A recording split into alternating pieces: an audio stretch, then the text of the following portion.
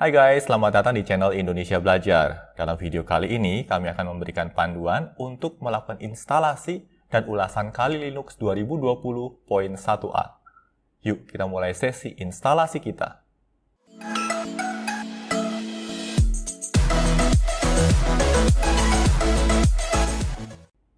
Oh ya guys, kadar mengingatkan bagi kalian yang belum subscribe di channel Indonesia Belajar ini, pastikan kalian untuk subscribe dan aktifkan juga tombol loncengnya. Karena di tiap minggunya kami akan selalu mengupload video-video tutorial terbaru terkait dunia IT. Oke guys, yuk kita mulai sesi instalasi Kali Linux 2020.1a. Di sini kita coba pilih pilihan yang graphical install saja. Oke, kita tunggu beberapa saat karena akan terjadi proses booting. Nah, di sini pertama-tama kita dihadapkan pada pilihan untuk bahasa ya, atau language. Di sini kita akan pilih yang bahasa Inggris saja. Lalu berikutnya di sini terkait dengan lokasi ya. Kita akan coba pilih yang other karena Indonesia nggak ada di sini ya. Lalu kita pilih continue di sini. Lalu kita pilih Asia atau Asia di sini. Continue lagi. Nah, di sini baru ada Indonesia ya. Kita pilih Indonesia. Lalu continue. Nah, selanjutnya ini terkait dengan keyboard layout ya. Kita pilih yang default saja. Continue ya. American English keyboardnya. Oke, kita tunggu beberapa saat di sini. Detect and mount installation media. Di sini terjadi proses loading komponen ya. Kita tunggu beberapa saat. Nah, di sini kita diminta untuk menginputkan nama hostname kita ya. Kita akan menggunakan yang default saja yaitu Kali sebagai hostname-nya. Continue. Domain name-nya kita akan pakai apa ya? .org saja mungkin ya. .org. Continue. Lalu kita diminta untuk memberikan full name untuk user baru ya. Kita beri nama saja Kali di sini. Lalu kita pilih continue. Username-nya kita juga pakai Kali. Continue. Berikutnya kita diminta untuk menginputkan password ya. Di sini saya akan masukkan password default saya. Saya juga akan gunakan Kali sebagai password di sini. Continue saja. Lalu terkait dengan time zone ya, kita pilih yang waktu Indonesia bagian barat atau Western Time. Lalu kita pilih continue.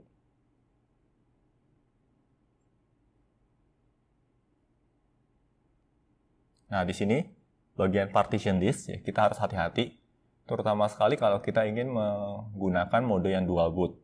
Nah, tetapi untuk kasus kami di sini ya, kami tidak akan menggunakan mode dual boot. Kami akan sepenuhnya menggunakan hard drive kami untuk Kali Linux ya. Artinya di sini kami bisa menggunakan yang guided ya, use entire disk ya, atau dengan kata lain, Kali Linux akan menggunakan keseluruhan hard drive yang kami miliki. Di sini kita tinggal continue. Ini hard drive dari virtual machine kami ya. Lalu kita continue lagi. Oke, nah di sini ya, kita ada dua pilihan di mana kita bisa memisahkan home directory dari ke dalam partisi yang berbeda ya, atau mau disatukan. Nah, di sini kami coba satukan saja. Lalu kita tekan tombol continue. Nah, ini adalah gambaran dari partisi yang akan dilakukan ya. Untuk swap filenya yang akan dialokasikan 6,8 GB, sedangkan primary partitionnya akan dialokasikan 15,5 GB. Lalu kita continue saja. Nah, di sini ya, apakah yakin mau dilanjutkan prosesnya? Di sini kami pilih yes atau ya. Lalu kita continue. Oke, nah sekarang proses instalasi dari base systemnya sedang berjalan. Nah, di sini sembari menunggu proses instalasi yang sedang berjalan, kami akan berikan beberapa informasi menarik terkait Kali Linux. Kali Linux 2020.1a ini dirilis pada bulan Maret tahun 2020 dan merupakan distro Linux turunan dari Debian Testing. Nah, karena diturunkan dari Debian Testing, maka Kali Linux juga akan secara otomatis mengadopsi model rolling release. Oh ya guys, bagi kalian yang masih awam dengan istilah rolling release, ini merupakan model release yang selalu menawarkan software versi terbaru kepada penggunanya. Kelebihan lain dari model rolling release adalah user hanya perlu melakukan instalasi OS sekali saja karena OS akan terus di-upgrade ke versi terbaru secara otomatis dan berkala. Distro Linux lain yang menerapkan model rolling release diantaranya adalah Solus, Gentoo, Arch Linux, dan Manjaro. Oh ya guys, kami juga pernah memberikan panduan instalasi untuk Manjaro Linux beserta ulasannya. Bagi kalian yang tertarik, kalian bisa menyimak videonya di channel Indonesia Belajar ini. Kali Linux memiliki target pengguna yang sangat spesifik, yaitu pengguna yang bergerak dalam bidang cyber security. Distro Linux yang satu ini juga dikenal sebagai distro Linux yang berasosiasi dengan aktivitas hacking. Popularitas Kali Linux juga turut terdongkrak dengan bermunculannya beberapa TV series yang mengadaptasi kisah seputar dunia hacking. Salah satunya adalah Mr. Robots. Ini termasuk TV series yang sangat populer, dan bagi kalian yang memang into dengan dunia hacking, tentunya kalian akan menyukai TV series yang satu ini. Kali Linux merupakan distro yang secara spesifik dibangun untuk menunjang keperluan terkait cybersecurity assessment, termasuk penetration testing. Bagi kalian yang masih awam dengan istilah penetration testing, ini merupakan mekanisme untuk menguji tingkat keamanan dari suatu sistem atau security assessment dengan menerapkan beberapa teknik yang umum digunakan untuk menembus sistem keamanan. Nah, di sini kami perlu ingatkan bahwa aktivitas hacking atau cracking yang mengarah pada tindak pengerusakan serta menimbulkan kerugian pada pihak lain, baik secara finansial maupun non-finansial, termasuk dalam tindak pidana dan memiliki konsekuensi hukum. Jadi, sebelum kalian terlibat dalam tindakan yang berujung pada kasus pidana, ada baiknya untuk berpikir dengan bijak. Kali Linux sendiri dikelola oleh sebuah perusahaan yang bergerak dalam bidang cyber security bernama Offensive Security. Kali Linux memiliki sejarah yang cukup panjang dan dikembangkan dari distro pendahulunya yang dikenal dengan nama Backtrack Linux. Yang membedakan Kali Linux dengan distro Linux lainnya adalah Kali Linux secara default mengusung sejumlah tools yang umum dikenal dalam dunia cybersecurity. Selepas sesi instalasi, kami akan mengulas beberapa tools yang diusung oleh Kali Linux 2020.1a ini. Yang perlu digarisbawahi di sini adalah, walau Kali Linux menyertakan sejumlah tools cybersecurity yang terbilang sangat lengkap, ini bukan berarti tools tersebut dapat langsung digunakan tanpa melalui proses belajar. Dan ini adalah kesalahpahaman yang banyak ditemui. Hacking membutuhkan proses belajar yang cukup serius. Bahkan untuk menggunakan tools yang tersedia sekalipun tidaklah sederhana. Proses hacking yang sering kali dipertontonkan dalam film layar lebar itu sifatnya fiksi, dan realitasnya sangatlah jauh berbeda. Default desktop environment yang diusung oleh Kali Linux 2020.1a ini adalah XFCE. XFCE merupakan desktop environment yang sangat ramah terhadap perangkat komputer dengan spesifikasi minim. Kali Linux juga menyertakan theme yang dapat mengubah tampilan XFCE ini hingga menyerupai sistem operasi Windows. Fasilitas ini dikenal dengan nama Kali Undercover Mode. Fasilitas semacam ini biasa digunakan oleh cyber security profesional sewaktu bekerja di tempat umum agar tidak menarik banyak perhatian orang-orang di sekitarnya. Kami akan demokan fasilitas undercover ini selepas sesi instalasi. Bagi kalian yang tertarik untuk mencoba Kali Linux, kami akan menyertakan link untuk menuju official homepage dari Kali Linux ini pada deskripsi video. Kalian dapat mendownload ISO atau installer Kali Linux melalui homepage tersebut. Komunitas Kali Linux Indonesia juga terbilang cukup aktif. Link untuk bergabung dengan komunitas Kali Linux Indonesia juga akan kami sertakan pada deskripsi video. Oh, ternyata sudah sampai sini proses instalasinya. Nah, di sini kita diminta untuk menginputkan HTTP proxy. Ya, tapi kebetulan untuk kasus kami tidak memiliki HTTP proxy, ya, maka kami tinggal lanjutkan saja proses instalasinya, continue di sini. Nah, agar videonya tidak berkepanjangan, maka proses instalasi ini akan kami skip atau akan kami lewati, ya, hingga ke titik di mana kita sudah bisa menggunakan Kali Linux-nya. Nah, ini guys, akhirnya proses instalasi Kali Linux sudah berakhir atau sudah selesai. Nah, di sini kita akan melakukan booting untuk pertama kalinya, ya, Kali Linux 2020.1a ini.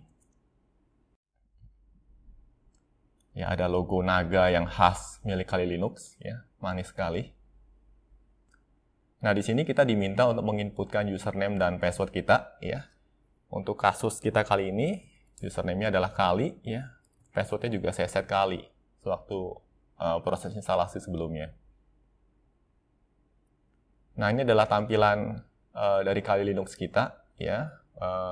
Desktop environment yang digunakan adalah XFCE, ya, sangat lightweight dan tetap elegan serta manis dan menurut kami tetap cukup mudah untuk digunakan. Seperti biasa XFCE, ya, di sisi sininya, ya, ada start menu-nya, ya, cukup menawan. Lalu di sisi kanan juga ada beberapa panel yang menarik. Di sini ada tanggal, ya, ada koneksi jaringan, di sini ada sound setting, ya, ada notification juga, ya. Di sini ada battery indicator, ya, lalu ada tombol untuk logout dan juga untuk melakukan shutdown system di sini. Ya, cukup mudah dan cukup sederhana sebenarnya tampilannya. Lalu di sini kita akan lihat, ya, kira-kira web browser default apa sih yang diusung oleh Kali Linux. Nah, ini dia, ya, web browser default-nya adalah Mozilla Firefox, ya. Di sini kita akan coba gunakan Mozilla Firefox di Kali Linux untuk mengakses channel YouTube Indonesia Belajar. youtube.com/Indonesia Belajar Komputer. Lalu kita juga akan coba untuk mengakses homepage dari Kali Linux, ya. Nah, di sini sebenarnya sudah ada bookmark-nya, guys. Kita tinggal klik saja, ya, untuk mengakses homepage dari Kali Linux. Ya, alamatnya ada di kali.org. Nah, nggak perlu khawatir, guys, karena kami juga akan menyertakan link untuk menuju homepage Kali Linux pada deskripsi video kami. Dan ini adalah halaman homepage atau halaman muka dari channel YouTube Indonesia Belajar. Di sini kami ingin kembali mengingatkan, guys, jadi buat kalian yang belum subscribe di channel ini, ya, pastikan kalian untuk subscribe dan jangan lupa untuk mengaktifkan juga tombol loncengnya. Karena di tiap minggunya kami akan selalu memberikan atau mengupload video-video terbaru terkait dengan dunia IT. Jadi pastikan kalian tidak tertinggal, ya, guys. Oke, kita close dulu ya browsernya. Ya, close tabs di sini. Oke, selanjutnya kita akan coba review file manager-nya. Ya, file manager untuk Kali Linux adalah Tunar di sini. Karena dia juga akan menggunakan file manager default dari XFCE. Ya. Nah, ini tampilan dari file manager-nya. Ya. Kita lihat di sini, ya, dia menggunakan Tunar versi 1.8.11. Dan Tunar merupakan default file manager yang diusung oleh XFCE.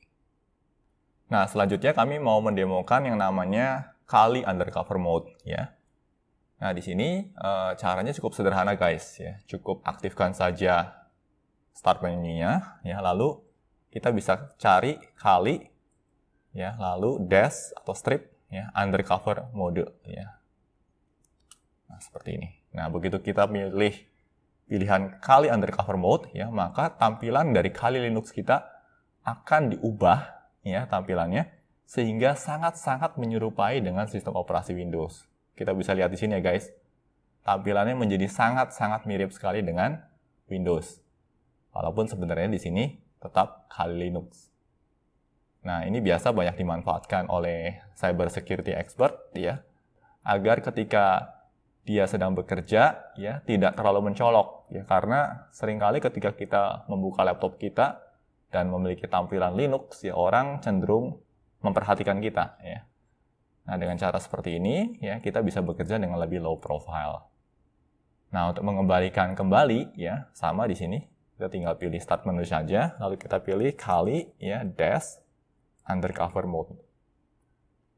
Kita pilih ulang, ya, maka tampilannya akan dikembalikan lagi ke tampilan sebelumnya. Ya, di sini juga ada keterangannya, desktop setting restore. Oke. Ya, cukup mudah ya. Nah, berikutnya apa sih yang menjadikan Kali Linux ini begitu spesial ya? Yang menjadikan Kali Linux begitu spesial adalah security tools-nya ya, atau cyber security tools-nya. Nah, di sini Kali Linux merupakan distro yang memang berfokus pada cyber security. Di sini Kali Linux juga sudah mengelompokkan ya tools-tools yang umum digunakan untuk melakukan security assessment. Dan pengelompokannya juga sudah sangat-sangat bagus sekali ya. Contohnya di sini information gathering ya. Ketika kita pilih information gathering, ya, maka kita akan dihadapkan oleh sejumlah tools yang biasa digunakan untuk melakukan information gathering ya. Salah satu yang cukup dikenal adalah ini nih. Nmap ya, ada Nmap ya. Lalu ada juga untuk melakukan vulnerability analysis ya. Untuk poin ini ya, di sini ada beberapa tools juga yang umum dikenal ya. Salah satunya juga Nikto, ini sangat-sangat terkenal sekali. Lalu untuk melakukan web application analysis juga sama ya. Di sini juga ada SQL Map ya. Jadi buat beberapa teman-teman yang memang cukup familiar dengan yang namanya SQL injections ya, tentunya juga akan familiar dengan tools yang satu ini, SQL Map. Ya, dan beberapa tools-tools lainnya. Nah, di sini salah satunya juga ada exploitation tools ya. Dan tools yang paling dikenal ya untuk ini adalah Metasploit framework. Lalu juga untuk sniffing ya. Tentunya teman-teman yang terbiasa dengan aktivitas sniffing ya, sudah tidak asing lagi dengan tools yang namanya Wireshark. Oke. Dan ini merupakan kelebihan dari Kali Linux guys ya. Jadi Kali Linux sudah menyertakan semua tools yang umum digunakan dalam bidang cybersecurity. Ya, jadi nggak heran ya, kalau orang yang memang bekerjanya sebagai seorang cybersecurity profesional atau cybersecurity expert, mereka akan sangat-sangat nyaman sekali ya, ketika mereka bekerja dengan menggunakan Kali Linux. Tapi kalau menurut saya pribadi, ya, Kali Linux ini kurang cocok digunakan sebagai distro Linux untuk keperluan sehari-hari, dan lebih cocok untuk tujuan yang spesifik terkait dengan cybersecurity. Saya pribadi akan memilih untuk menjalankan Kali Linux di atas virtual machine seperti VirtualBox ketimbang menginstalnya di perangkat komputer yang saya miliki. Di homepage Kali Linux, mereka juga menawarkan image dari virtual machine, ya, baik untuk VirtualBox maupun VMware, sehingga kita bisa langsung menjalankan Kali Linux di atas virtual machine tanpa harus melakukan proses instalasi terlebih dahulu. Tapi ini adalah murni pendapat pribadi saya guys. Nah, bagaimana menurut kalian?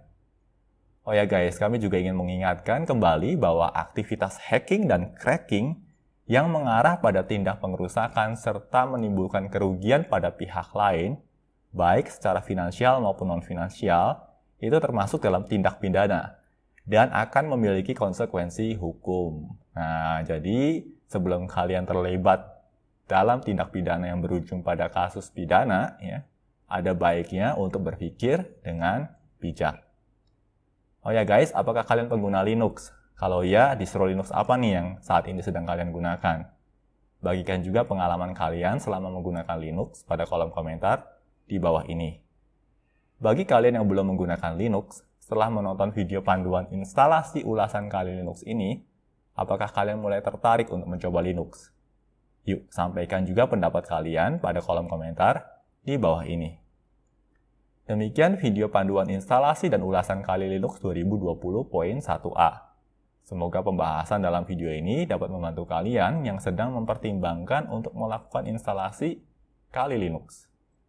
Pastikan juga untuk terus mengikuti video-video tutorial lainnya di channel ini. Bila mana ada pertanyaan ataupun masukan terkait materi yang dibahas dalam video ini, kalian juga dapat menyampaikannya melalui kolom komentar di bawah ini. Kami akan selalu berusaha untuk merespon setiap komentar yang kalian sampaikan. Oke guys, semoga video ini bermanfaat bagi kita semua. Jangan lupa untuk komen, like, share, dan subscribe, karena ini akan menjadi motivasi bagi kami untuk terus menghasilkan video-video tutorial berkualitas lainnya. Salam Indonesia belajar, banyak belajar biar bisa bantu banyak orang.